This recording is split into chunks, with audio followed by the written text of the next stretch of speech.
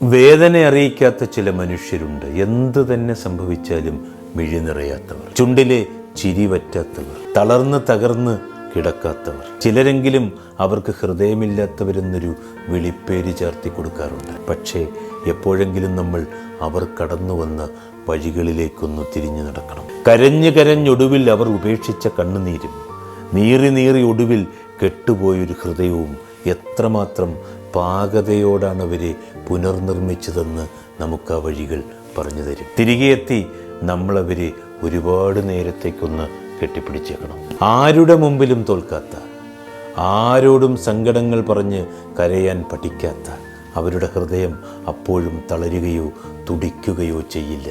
പക്ഷേ നമ്മളെ അവർ മരണം വരെയും മറന്നുപോകില്ല. കാരണം അത്രമേൽ സ്നേഹത്തോടെ അന്നേ വരെ അവരെ മറ്റാരും തന്നെ ചേർത്ത് പിടിച്ചിട്ടേ ഉണ്ടാകില്ല.